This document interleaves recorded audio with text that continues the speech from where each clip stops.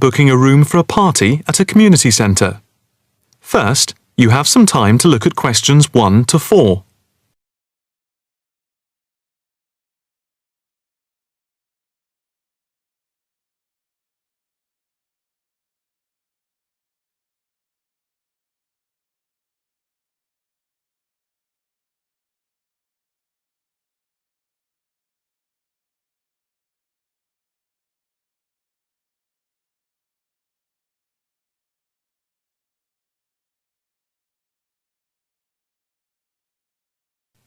Listen carefully and answer questions 1 to 4.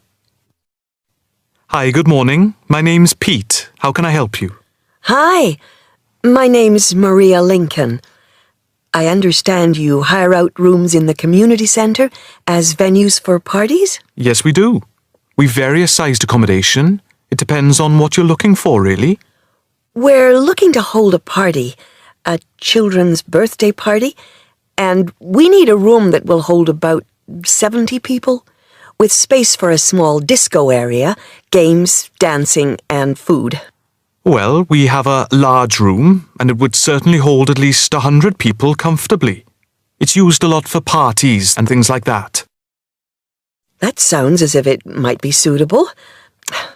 I've tried various venues, and they're either booked up or they don't hold enough people. Can you tell me when you were thinking of holding the party? I know it's short notice, but we wanted to hold it Saturday week. That's September 15th. Let's have a look. Yes, you're in luck. The Mandela Suite is free then. I'll just write that down. M-A-N-D-E-L-A. And the time. When were you thinking of holding it? In the afternoon, from 3:30 p.m. to 9 p.m. Yes, okay. There is no smoking on the premises, and we're only licensed to have soft drinks. That's okay. I think I'm happy to go ahead. Before you hear the rest of the conversation, you have some time to look at questions 5 to 10.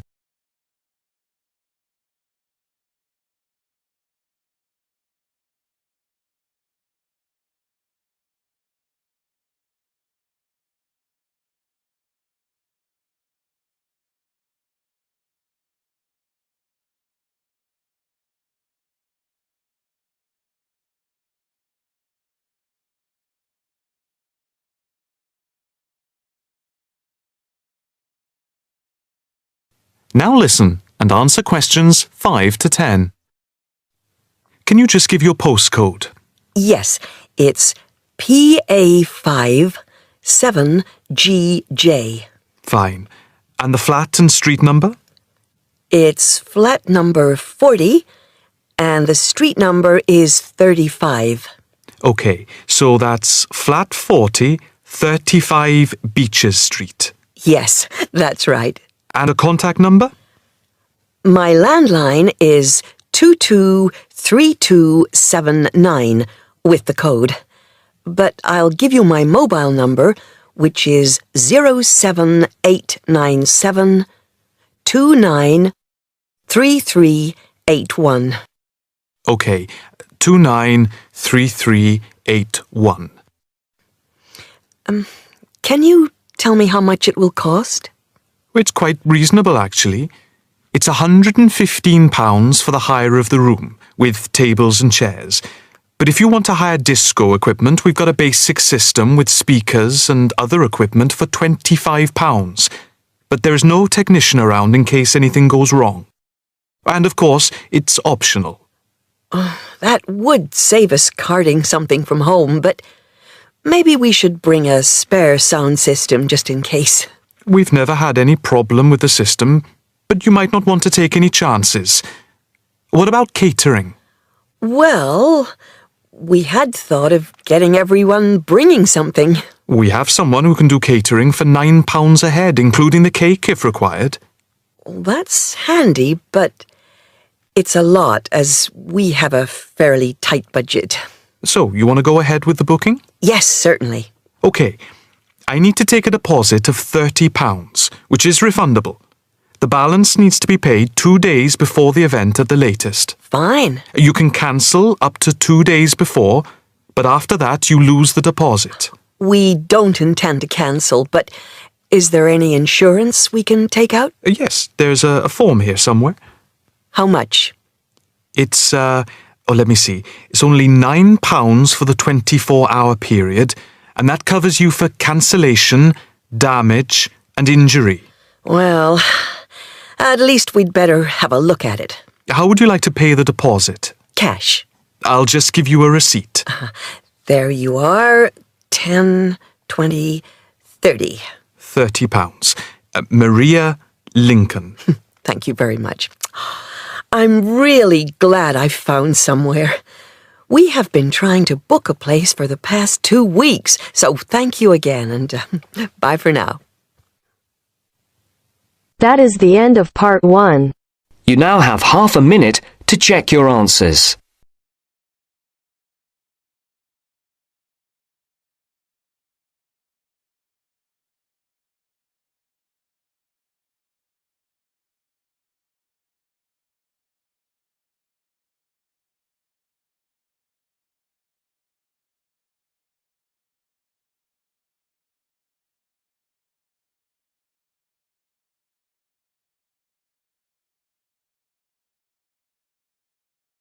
Now turns to part 2. Part 2. You are going to hear a talk given by Madeline. She is going to introduce the recreational facilities on campus and in town. First, you have some time to look at questions 11 to 16.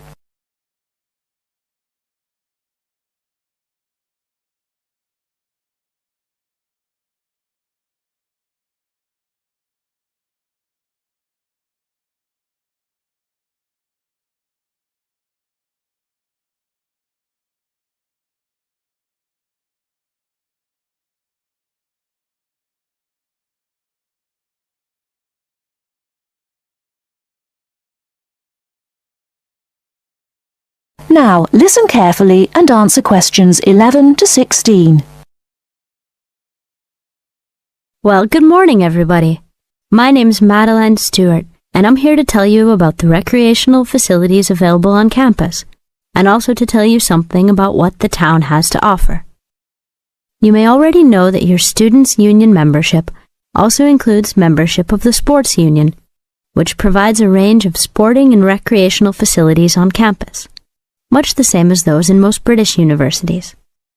The sports union has football, tennis, and cricket teams in local competitions. And really, most sports are catered for in some way on campus, even if they're just social matches. In the building itself, there are fitness classes and a full gym, including weights. The sports union can also provide cheap tickets to some major sporting events. And to keep you up to date with everything available, there's a weekly newsletter distributed around the campus. You should check this to find out the names and phone numbers of the contact people for each sport or activity you're interested in. Yes, did you have a question? Yes, apart from what you've just said, does the sports union offer individual help in any of its activities, for example, in getting fit and healthy? Yes, we do. The sports union has a fitness assessment clinic every Friday, staffed by the resident sports trainer, who can provide advice on the best program for you and refer you to various charts. I'm sure you all realize that for any medical assessment or health problem, you should go to the University Medical Service. The sports trainer can also advise you on a suitable training program using the weights. And now on to Ashbury. Before you hear the rest of the talk, you have some time to look at questions 17 to 20.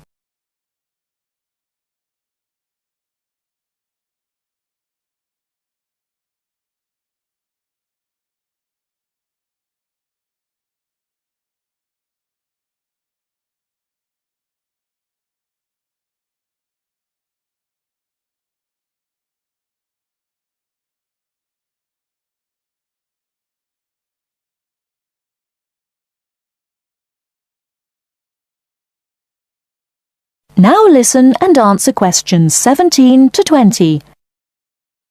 And now on to Ashbury. For a town of its size, Ashbury has some unusually good leisure and sporting facilities, most of which are near the center of town and easily reached by bus from this campus.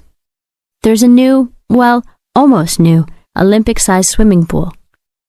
That's not quite in the central town area, but it's only a 5-minute walk from the bus stop. Above the pool, there's a high-tech fitness center that any of you more serious fitness lovers would need to check out. Then, in the center of town, there's a sporting complex called the Anderson Center, which contains squash courts and facilities for a number of other indoor sports, such as basketball. And just around the corner from the Anderson Center, in the main street there, is an indoor bowling alley. All of these facilities are listed in the weekly newsletter, so I encourage you all to look through it and... That is the end of part 2. You now have half a minute to check your answers.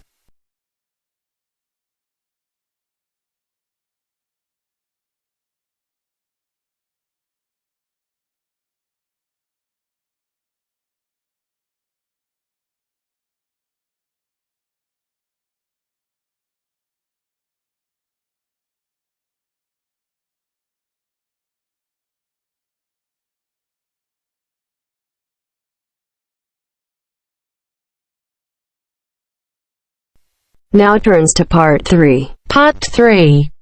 You will hear a student union officer's speech. First, you have some time to look at questions 21 to 25.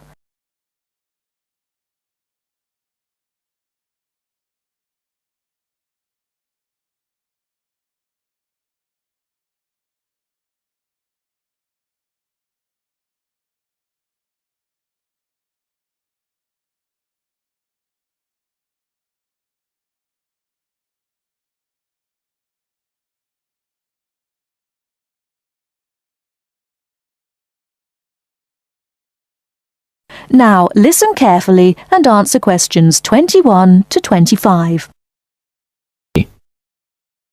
Hi there. May I wish you a very warm welcome to Ealing College, and more especially to the Student Union. The Student Union is run by 4 sabbatical officers, of which I am one. As the president, I am charged with the overall day-to-day running of the union itself, according to established policies within the Constitution.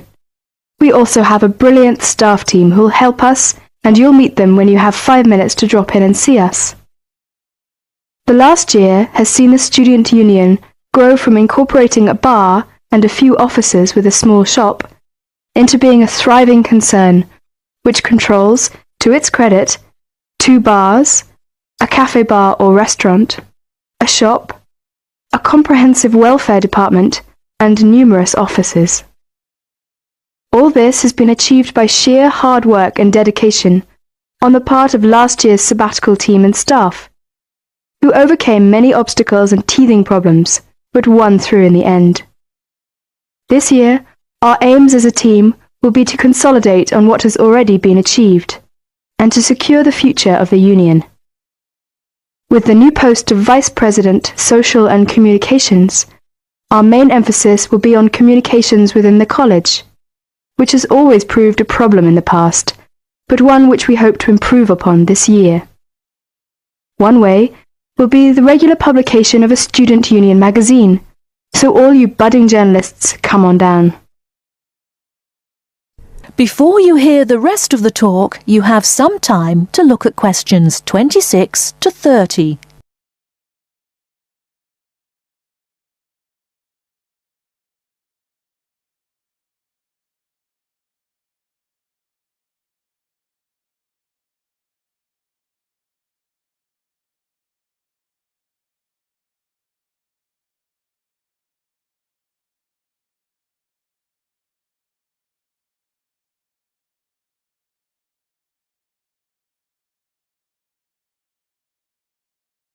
Now listen and answer questions 26 to 30. We are very aware that a lot of you have never had any contact with student unions before, and don't know what they are or what they can do for you. So basically, here's a quick rundown. If you have any problems at all, either when you start college or throughout your time here, don't hesitate to drop in the SU office in the North Building and see Pat, our office assistant. She will be able to help you with most of your day-to-day general inquiries, or if she can't, she will direct you to one of our staff who can. Myself and the other 3 vice presidents are here every day, and if you need to see us, just fix a time with Pat, and we'll be only too happy to help you. By the way, queries or problems can range from a late grant check, finding a place to live and academic matters, right through to the best places to eat, directions to the bar, or somebody blocking you in the car park. We'll give anything our best shot. Please remember, while you're at Ealing, that going to college is not just about education. Make sure you enjoy yourself as well, because believe me, time will fly once you're here. Ealing is a really good place to live, as there is lots to see and do. And don't forget, the metropolis of central London is only 20 minutes away by tube. Finally, the Student Union is an organisation run by students for students. So if there is anything you don't agree with, or you have any new ideas, please come along to the Union General Meetings and don't be afraid to speak up. Or you could give up a little of your time and stand for the Executive Committee, which is made up of students who help us out with lots of interesting things. I would like to take this opportunity to thank all the sabbaticals of the last 2 years who have worked so hard. My very special thanks goes to Winston, Martin and Peter and all the staff who not only did a great job, but have been my good friends as well. Lots of luck and success for your year at Ealing. Work hard, but play hard as well. That is the end of part 3. You now have half a minute to check your answers.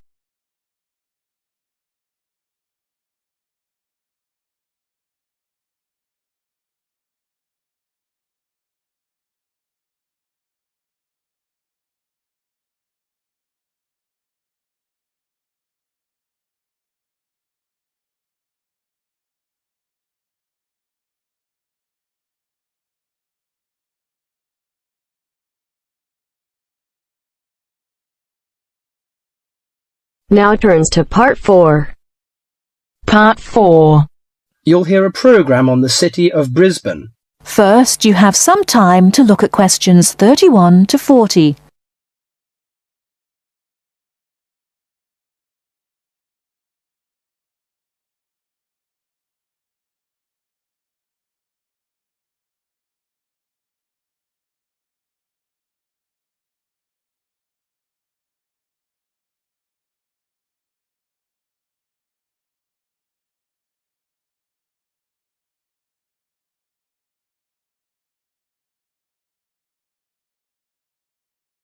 Now listen carefully and answer questions 31 to 40.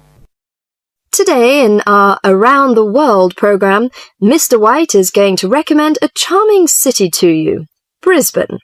Good morning, ladies and gentlemen. Have you ever been to Brisbane? Well, if you are looking for a mild climate, a relaxed atmosphere, and a lot of culture, Brisbane might be the place for you. Its sunny cafes and offshore islands attract surfers and sun lovers.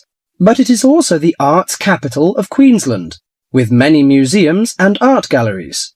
This thriving artistic setting mixes well with Brisbane's beach town atmosphere. Together, these two qualities make Brisbane a very desirable place to live. No wonder since 1980 over 500,000 Australians have moved here. Brisbane is now Australia's third largest city. English settlers living in Australia established Brisbane in 1842. At that time, more than 100,000 Aboriginal Australians were living in Queensland. As the settlers discovered Queensland's resources, more and more of them moved in. Regretfully, the settlers drove the Aboriginal Australians from their lands. By 1859, Brisbane had grown into a prosperous city. In 1988, the world watched as Brisbane hosted the World Expo. This international fair showcased new technology, but it also showed off the city of Brisbane to the world. Brisbane also hosts a wide range of events year-round. In April, everyone can enjoy a few laughs at the Comedy Festival, and movie lovers will enjoy a film festival that takes place every August. For 2 weeks in September, there is an outdoor festival of the arts. In October, a music festival draws a large crowd. And in January, you can see Brisbane's most bizarre event. You may be surprised to hear that. The annual cockroach races. That's right, people really do train and race cockroaches. Brisbane's nice climate and compact design makes it easy to explore on foot. Follow the golden arrows in the footpath around the city centre. This will lead you on a tour of Brisbane's historical district. From the city centre, take a boat across the Brisbane River to Southbank. This area is popular for its bike paths, beach and weekend market. Hundreds of artists display their wares at this market. It's a great place to pick up some interesting handicrafts. Well, I think what you must be interested in is the unique native animals. Yes, you shouldn't visit Australia without seeing its trademark animals, the koala and kangaroo. The Lone Pine Koala Sanctuary has both. It is located just outside the city centre in beautiful parkland. You can hold one of the park's 130 koalas or feed the kangaroos. Another quiet refuge from the city is Mount Coot-tha, about 8 kilometres from Brisbane. On a clear day, it offers spectacular views of the city. It also has hiking trails and beautiful gardens. Along the Brisbane River, a sunset cruise is also very relaxing. The areas around Brisbane are impressive. A coastal drive south of Brisbane will take you along the Gold Coast. This famous coastline boasts some of Australia's best beaches. Stradbroke Island is another easy day trip from Brisbane. A cliff on the island called Point Lookout offers a great view. From there you can see dolphins swimming below. Brisbane Forest Park, to the north of Brisbane, is a great place for hiking and camping. These great getaways, along with Brisbane's own laid-back charm, make this city an ideal place to visit. That is the end of section 4. You now have half a minute to check your answers.